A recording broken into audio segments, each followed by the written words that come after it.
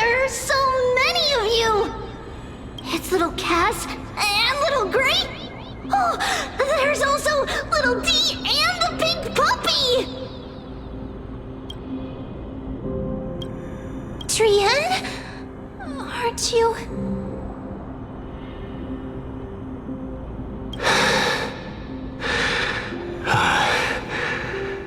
This is the first time I've encountered a deceased friend while going upstream in the River of Souls. It really works like this. Just like the other departed spirits we've encountered along the way. I'm also unable to sense the aura of the living on Lady Trian. Yup, you're right. Trian already knows that she'll not be able to return to everyone's side. But Trian believed that little Cass would eventually return to the Netherrealm. So, Trian has been standing here, at this spot closest to the world of the living, and waiting for little Cass. Oh, it must have been very tough for you. But according to what Trian said, we're almost at the entrance of the Netherrealm. Trian promised Trevi and Trinan that when little Cass got here, Trian would get the gift ready and be the first person to run over and welcome you. So, little Cass, don't cry. Please, accept this. We finally finished it.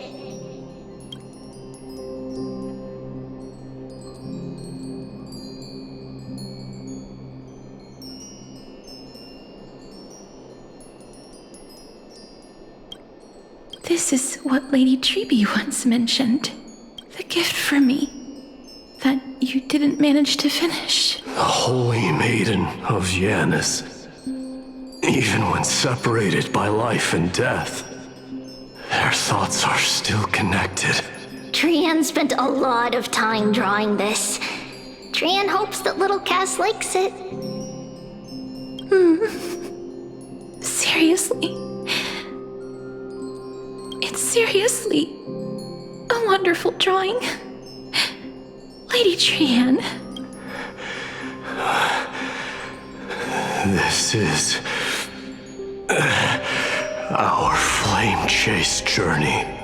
Little Cass, we don't know what your journey was like before. Trevi has always said that it must have been a very harsh and frightening journey. But little Cass no longer has anything to fear now, because everyone is here with you in this flame chase journey! That's right. Only now, when I see Lady Trian's gift, do I realize that I've already obtained so many things I would never have dared to dream of since I embarked on the flame chase journey. It's the first time I've gained so many companions. The first time I picked up the hobbies of crafting and photography. The first time I had dinner with someone else. The first time I went to the market to buy the Chimera doll I'd liked for a very long time and hugged it to sleep. The first time I wore a dress personally made by Lady Aglaya. The first time I went for a walk with Lady Trebi, Lady Trian, and Lady Trinan. The first time I enjoyed the night breeze and looked up at the stars with Miss Hyacin. The first time I took care of Dromesis with the Trailblazer. Looking back at all these experiences I never thought were possible. It feels as though the scales of my life had shrunk from centuries and decades down to minutes and seconds. And all of them are so precious.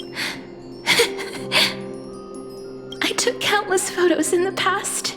If I had known, I would have taken more pictures.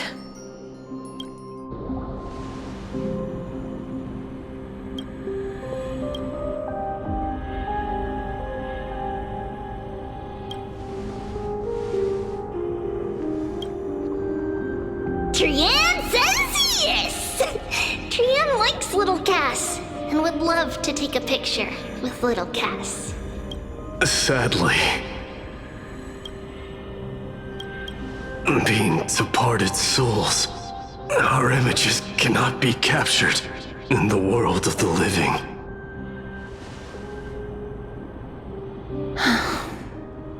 thought so too. What?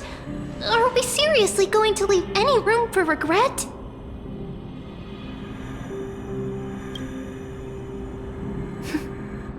There won't be any regrets. This vivid drawing surpasses any photograph from the world of the living. Little Cass smiled.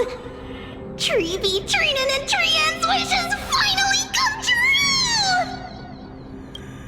I remember you once said that fate is not the flowers that bloom at the end of the road, but where people tread beyond the gate. Now, the path that belongs to me is about to reach the end. Thank you for bringing me the final key. Key? Little Cass, why are you talking in riddles all of a sudden? I have a feeling that soon, this gift of yours will become the key to saving Mrs. Life. Wow, that's amazing! Then keep smiling and carry on bravely! Little Cass, Little Gray, everyone, see you tomorrow!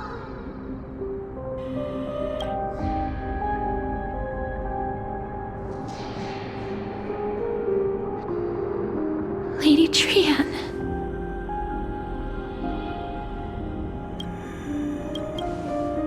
The aura of this place.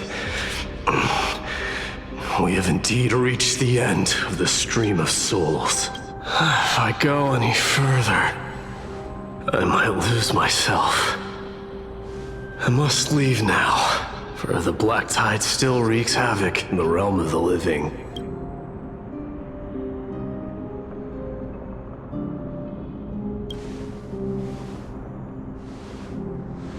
I seek not to enter the door to the nether realm. Castorus, will you fulfill your duty for the flame chase? I have yet to make my decision, Lord Mighty.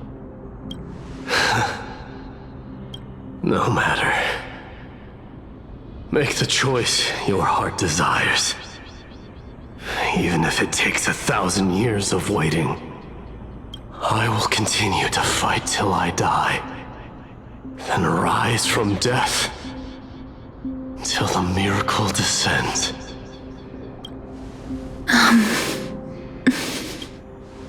There is one more thing you should know, Lord Mighty. What is it? Professor Anaxa may have deduced the principles behind the Era Nova. You and I may be reincarnated as strife and death in the next cycle, becoming calamities wreaking havoc upon the world.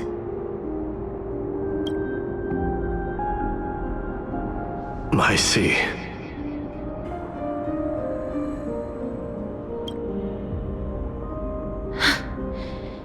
Is that all? Are you going to accept such a fate without complaints? Do you have a strategy to shatter the shackles of our fate? I haven't found it yet. Perhaps I never will. Then, cease wasting your thoughts on futile matters. Control what little you can.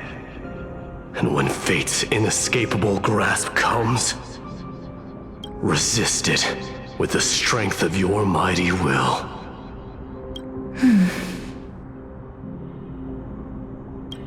Thank you, Lord Mighty. I will find the right decision.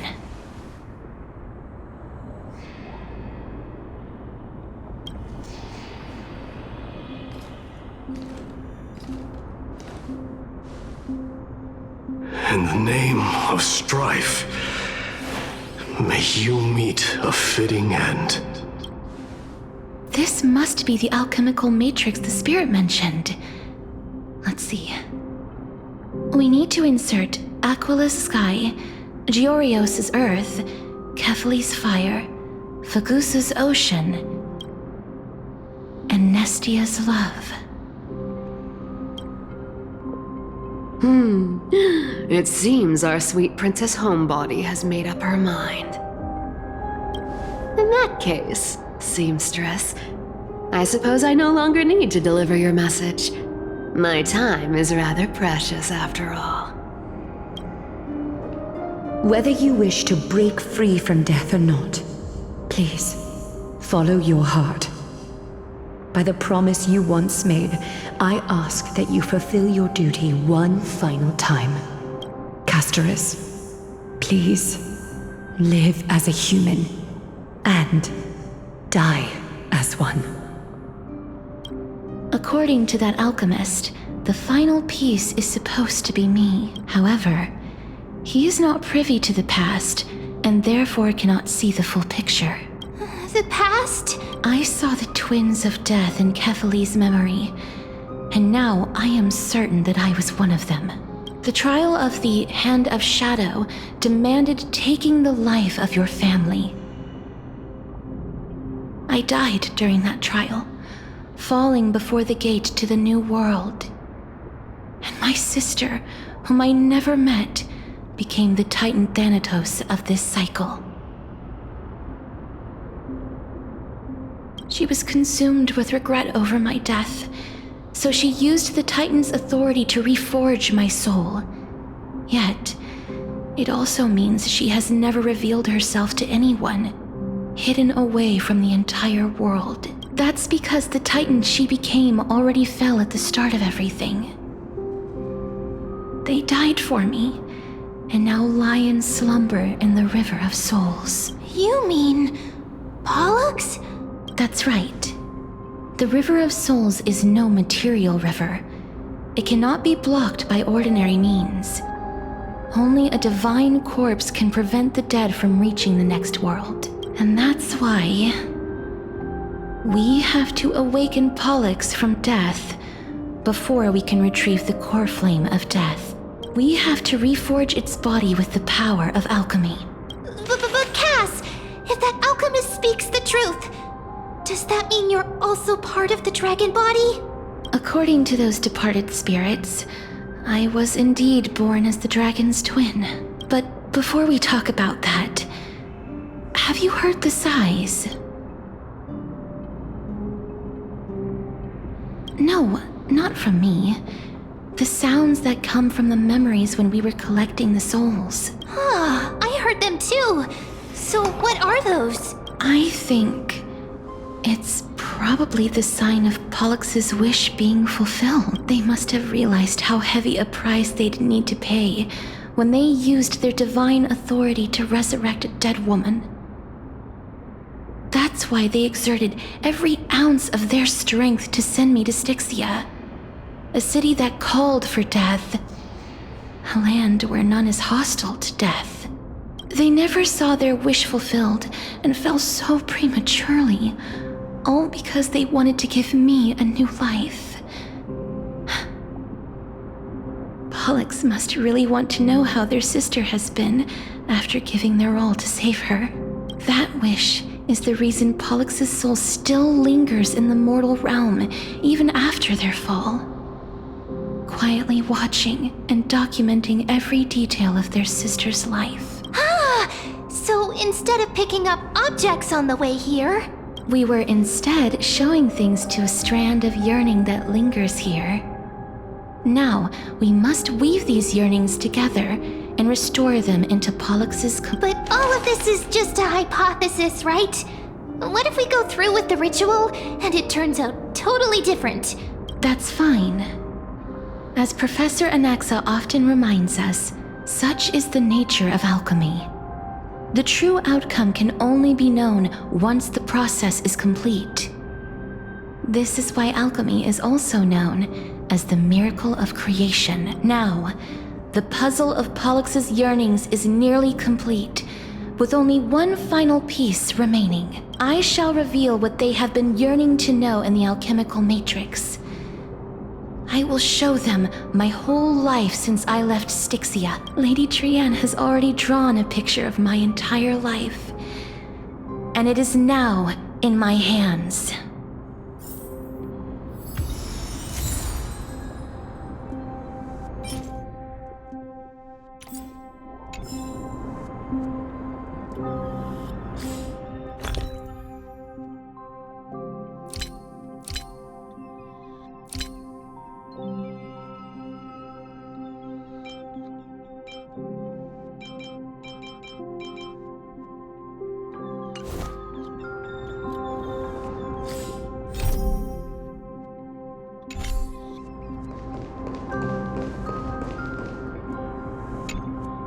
Then, let the ritual begin.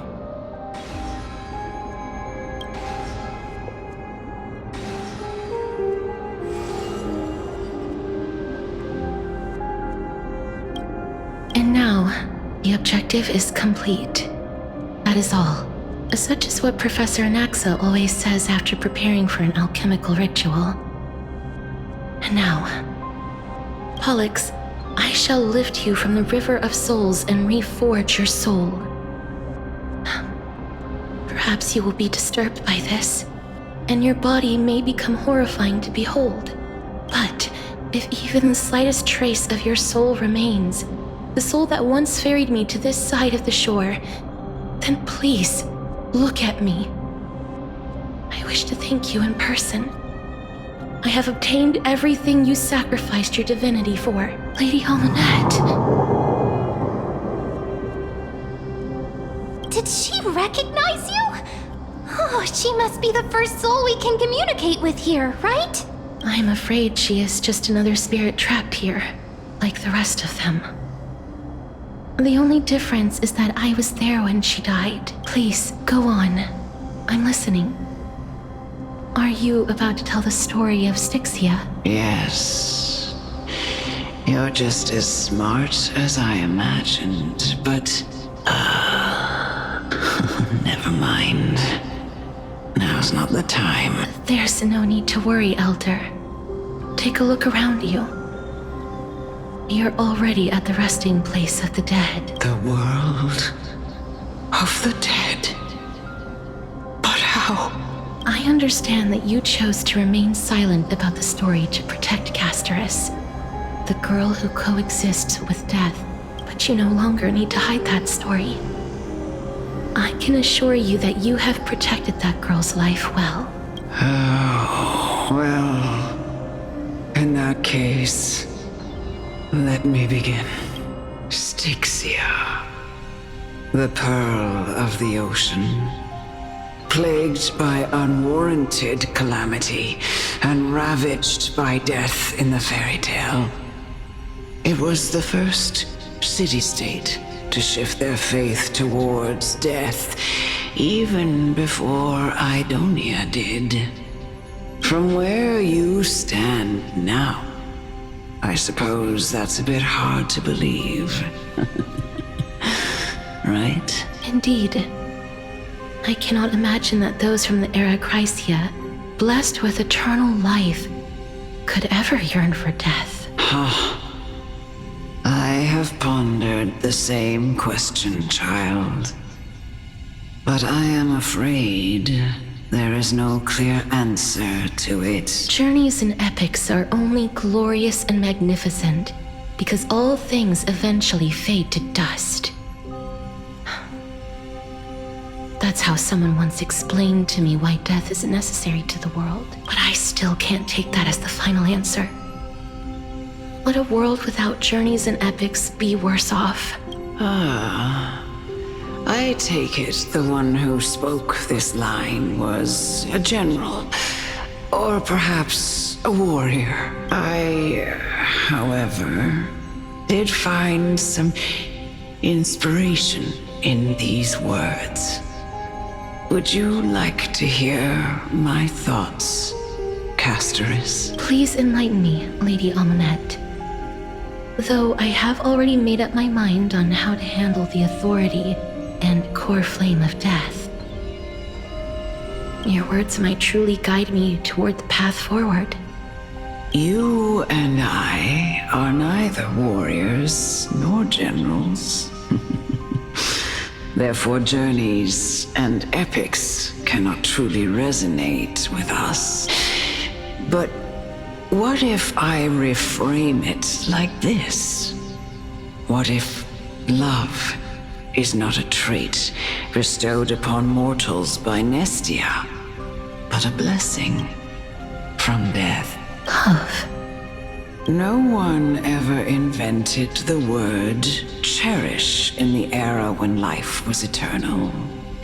For all the good things in the world could be revisited endlessly, and every bond formed carried no risk of being severed. The so-called Era Chrysia was an age devoid of both virtue and sin. People did not truly live. They simply existed, going through the motions without passion or purpose, then waiting for something to happen. Perhaps the people of Styxia chose to embrace death not out of fascination with its cruel and fearsome side, but instead became fixated and obsessed with the impulses and desires tied to a finite existence. Therefore, death is not a thing of fear and desperation, but... That's right, Casterus. It is the reason we shed tears when parting ways, and also the original spark that ignited the passion of mortals.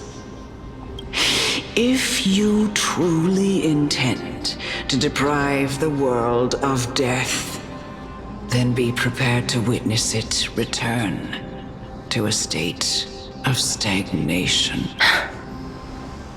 I understand, Lady Amunet. Our limited lifespan shapes all that we know and love. Not even the Death Titan has the right to take that away from humankind again. Nestia's love was the chrysalis of gold's first blessing, but it most likely wasn't understood by mankind. We only learned to interpret this wonderful gift after Thanatos' arrival. If the world was bereft of death, then the Queen of Styxia wouldn't have played midwife in delivering me into this world. You wouldn't have welcomed me into Idonia, and Aglaia would never have invited me to join the Flame Chase journey. None of these stories would ever have happened, and I would never have lived, let alone found happiness. Thank you, Mother.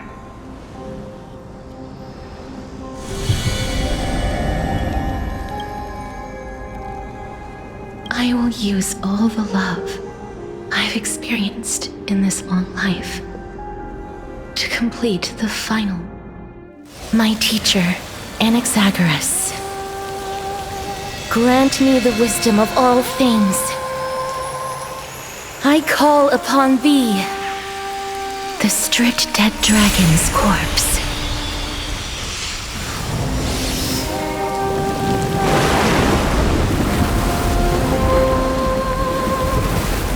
Rises from the earth, falls from the sky. As above, so below. This is the greatest power of all powers, unstoppable in this world.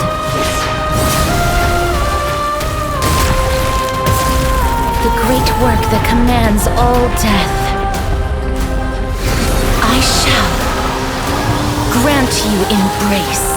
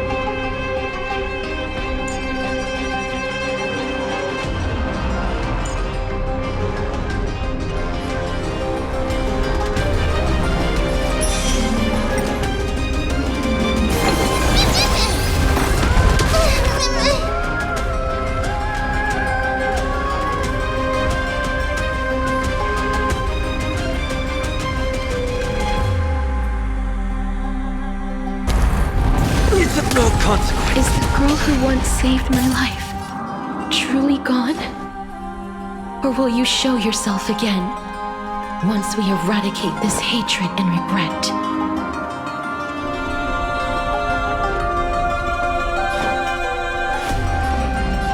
Time to mix things up. I can't thank you nice like my friends. Indulge yourselves!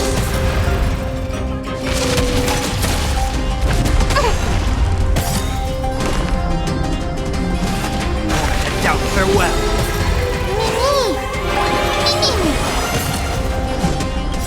Embrace a new life. This mortal will watch over you and guide you on your path.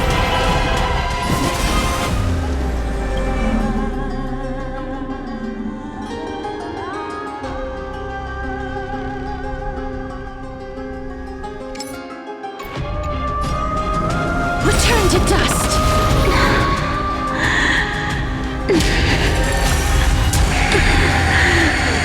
And I know you're anxious. Shh. Don't be afraid.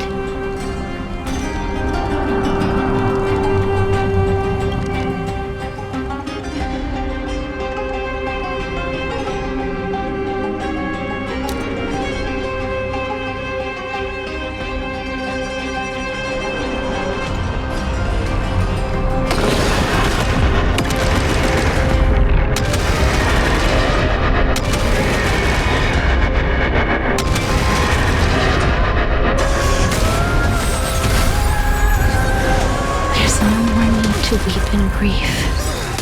I will grant you peace. This turn. Yes, it's me. I'm back.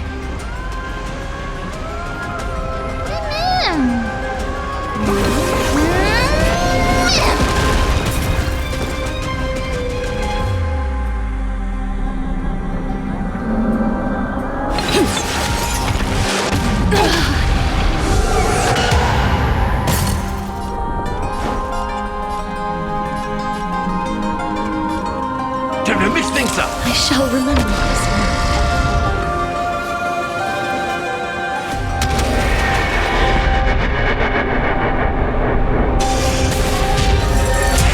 Be careful.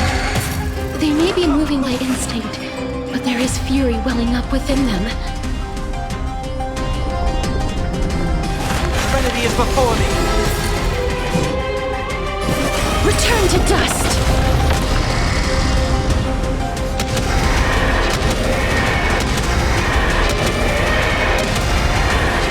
May death protect us! Please, don't turn back to the Nether Realm.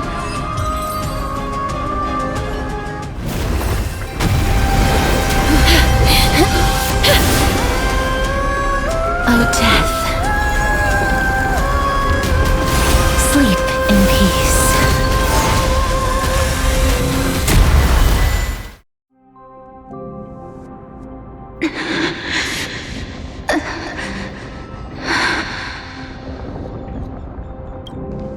I'm sorry I have to wake you up from ancient death.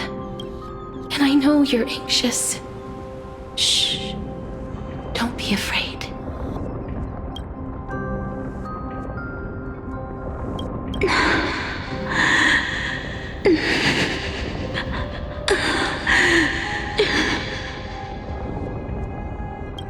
Do you remember me? I'm the girl you once carried across the Sea of Souls.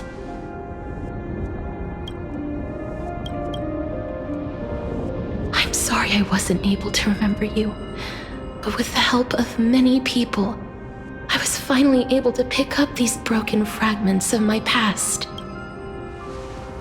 I'm back, Pollux.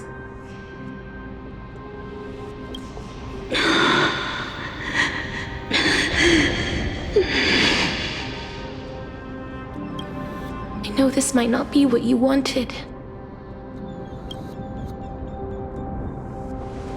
but I have to do this.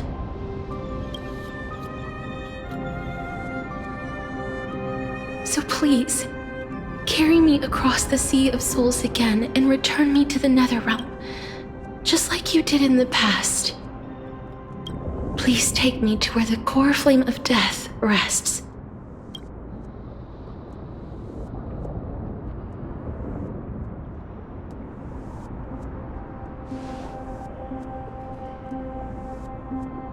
I'll be going now.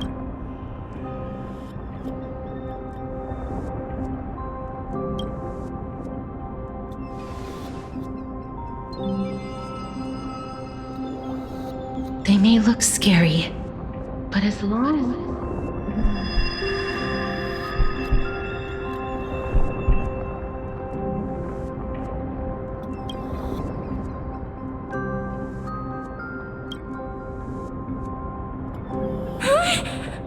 What's wrong?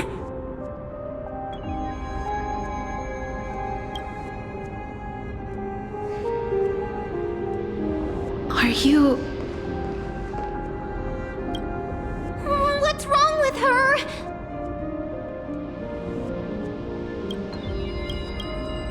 Her time is almost up. If I don't go now, I'm afraid her soul will return to Thanatos' embrace before me. What? Oh no! Is there anything we can do? Don't worry. I promised I would ask Thanatos for the Trailblazer's right to roam the Earth again. Mem, stay here and keep a close watch until I return, alright? Alright. I'm the best at taking care of others. Go on, Cass. Make sure not to leave yourself with any regrets.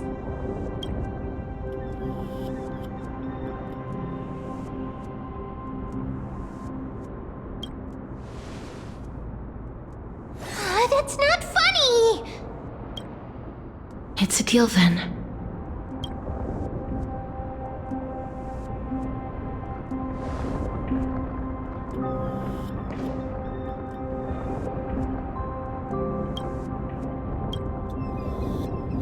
Please.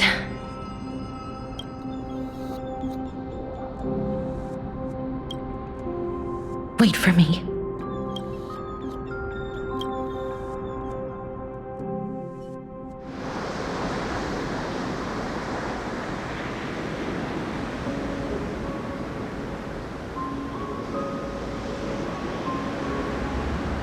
After all that, you still ended up back here.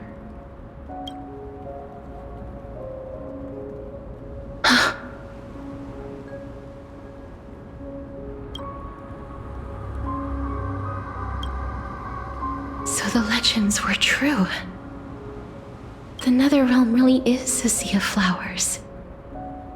Yes.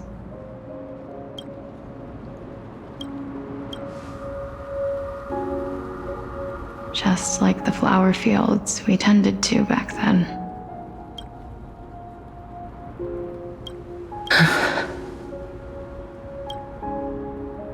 Is that you, Plixia? Do you remember me? I don't have the memories from that time, but I've seen you before during an experiment. I see. Call me Thanatos, then. It'll be easier.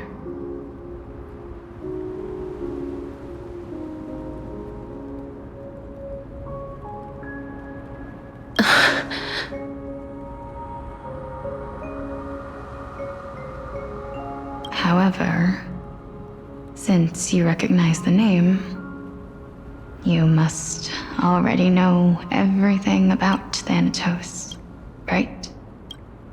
Yes. I'm here to reforge the order of life and death in Amphoreus. You know, my sister was a sympathetic, but rather sensitive person. Whenever she didn't want to say what was on her mind, she would avoid eye contact and look off into the distance.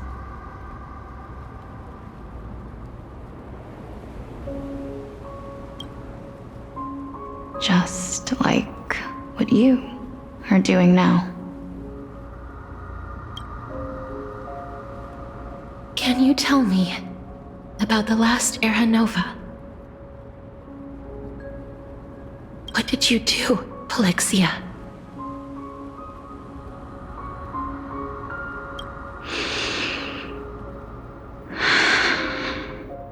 Where should I begin?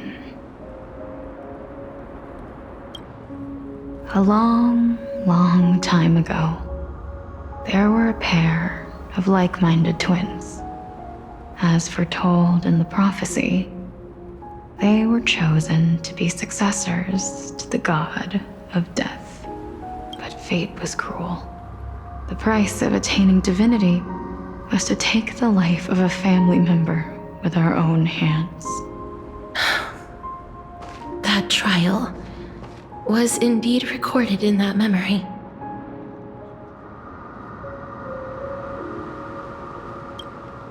Then you should already know that my sister voluntarily gave up her own life so that I could ascend as the demigod of death. But I couldn't accept that.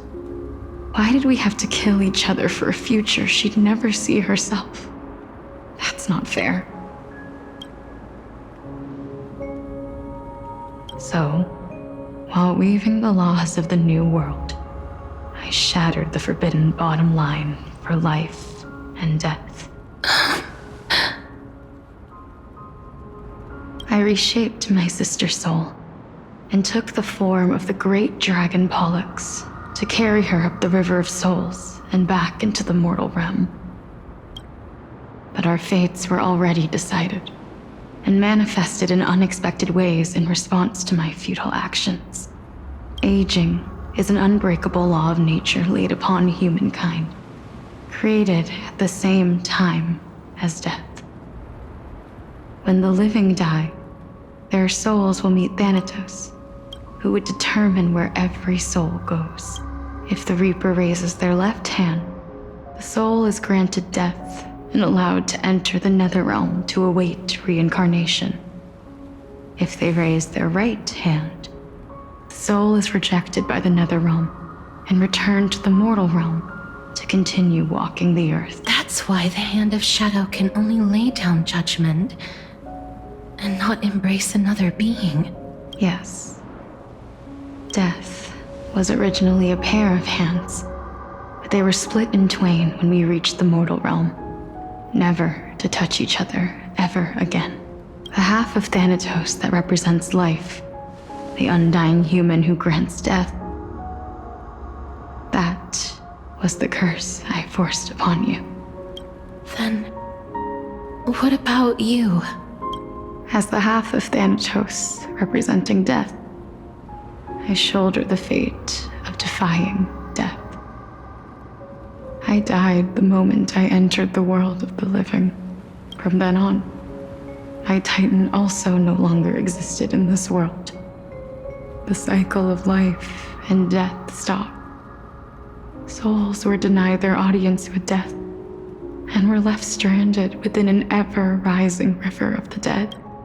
What irony. My selfish desire to save your life gave you and the world a fate far worse than death instead. Then, what was left of my reason was left behind in the Netherrealm, where I've been taking care of these flowers day after day, until there is now a sea of them, all while mulling over the subject of life, death, parting, and enduring in endless loneliness.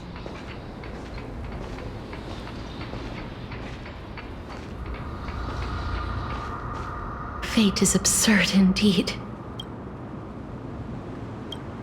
Our lives were a mirrored image of one another, like a pair of hands.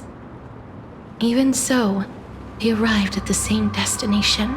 We walked different paths, yet experienced the same pain. I had hoped that maybe you would at least have a good life in this cycle. I'm sorry. I lived my life well. It didn't go to waste. As far as I'm concerned, you did nothing wrong. Even though I forced the authority of granting death to humanity upon you, a total stranger. Too many responsibilities were forced upon me in the course of this long journey. I was once lost, even upset, but I realized recently that if it weren't for your blessing, I wouldn't have understood the source of these emotions, nor would I have realized my purpose. I wouldn't have made it here to reunite with my missing half. And we wouldn't be discussing our past while sharing the same view of this landscape. I wouldn't have understood the meaning of our existence. The meaning of our existence. This sea of flowers blooms on dead land, because we sowed it with the seeds of our separation and watered it with our tears of loneliness. Yes, the only thing death is allowed to create are flowers that bloom from blood and tears. That's why Thanatos cannot create living beings at will. Nor can the hand of shadow determine a person's remaining days, because the life and death of mortals should never be dictated by another's will. Are you saying there's no point in Thanatos' existence? No. No single being can bear the scales of life and death on their own. Not even a god. Life and death weigh equally heavy. We both know that now, don't we?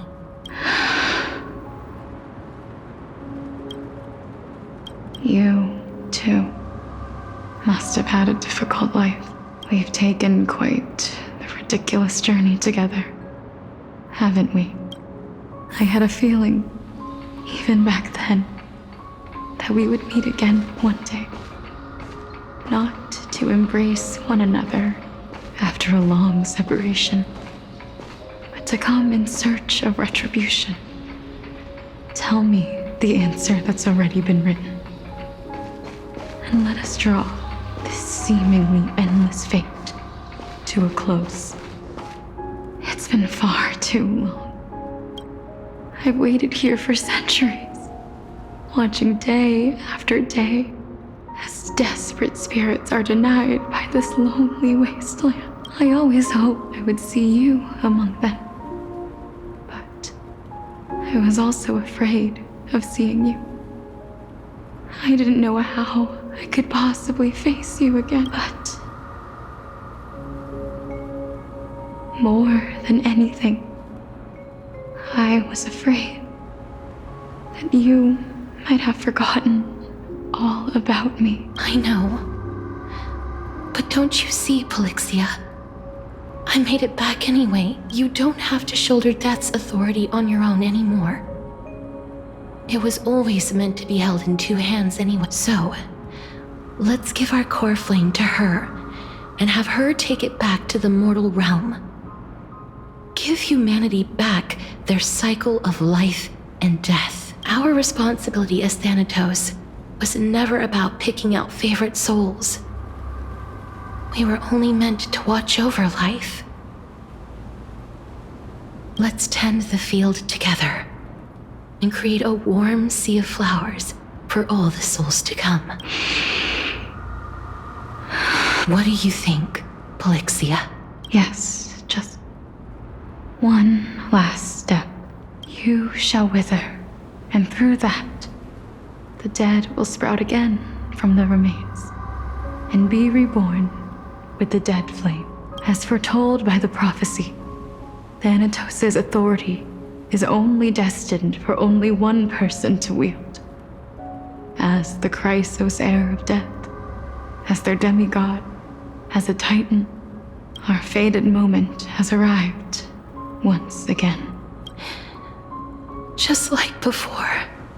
Yes, Just like before, but unlike that time, the ones undergoing the trial this time are prepared. You've made up your mind? Yes, as dictated by fate. But I won't be afraid. As long as you're here with me, complete your trial in this life. Grant me the embrace of death, and light the spark of life ablaze. You've been tempered by life and death. I know you'll be able to give this wasteland its first breath of life, like a raven butterfly, flying swiftly into the netherrealm, perching on the twig of death. I will. After this, I will remain permanently in the Netherrealm. The River of Souls shall return here and rain down from the sky, scattering souls across the earth. The cycle of life and death will flow once again. This sea of flowers you sowed shall bear countless joyous or sorrowful souls, and bloom evermore.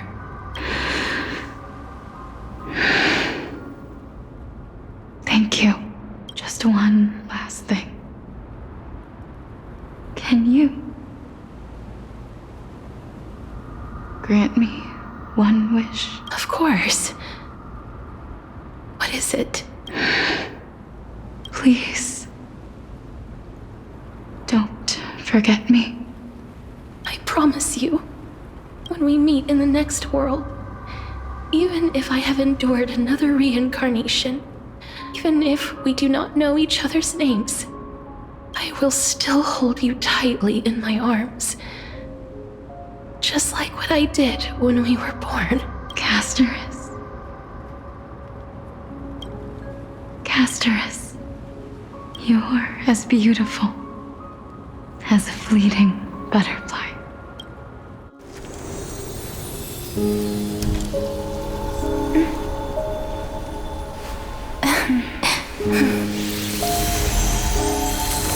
I will bring rest to death.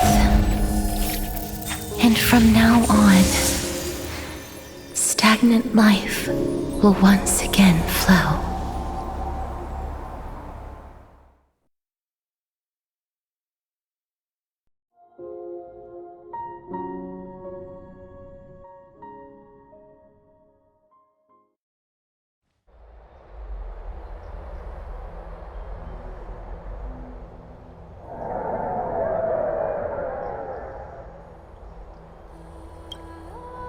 Time flies. In the blink of an eye, the 15th entry hour is already at hand. When this farce is over, your soul will be placed on the scales of life and death. Are you ready? No need to ask so many times. Of course I am. Then why do you drag your feet? Is your fear of crowds holding you back again? I simply find them too noisy. Paying attention to conceited fools like them would be an utter waste of my time. Such harsh words. As I see it, you are no less arrogant than they are. I couldn't agree more. Oh. I did not expect to hear that from you. Are you not going to refute me? I know myself better than you think I do. At the very least, better than a stowaway like you. And they say men whose ends are nigh have but kind words. Well, that is exactly why I chose you. Should I thank you for the compliment? The hour of the trial has come. Do you have an answer for me? And how will you prove the veracity of your argument? I suppose there is no point in putting this off any longer. Do you recall where we stopped the last time? You were saying that Amphoreus' history is cyclical. Indeed. The demigods that bear the core flames eventually become the new titans at the world's end.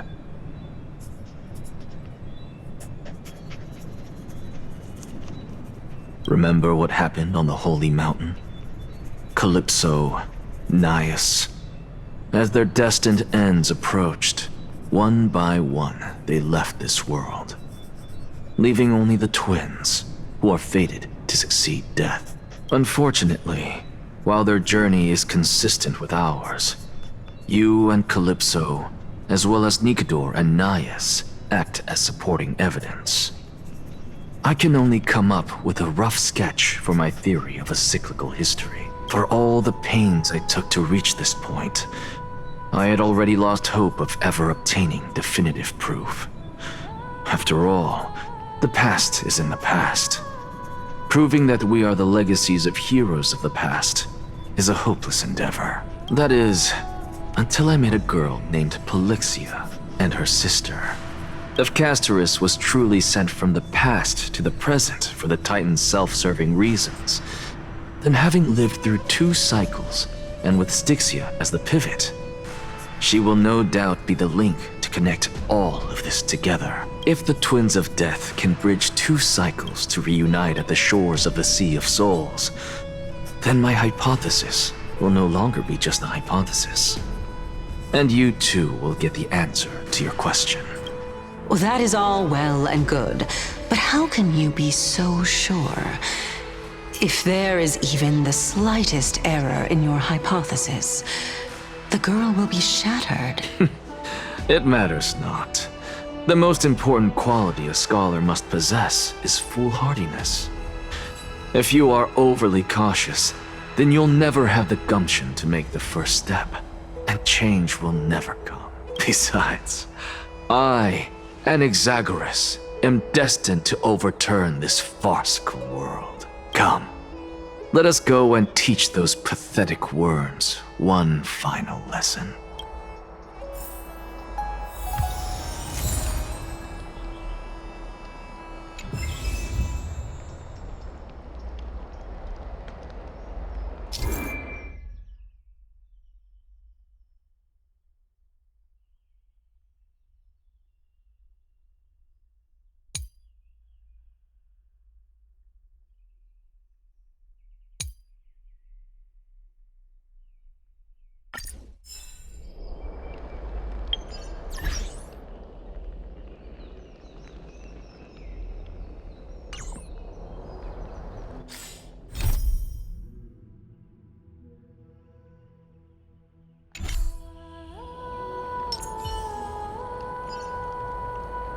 Watch this magic trick.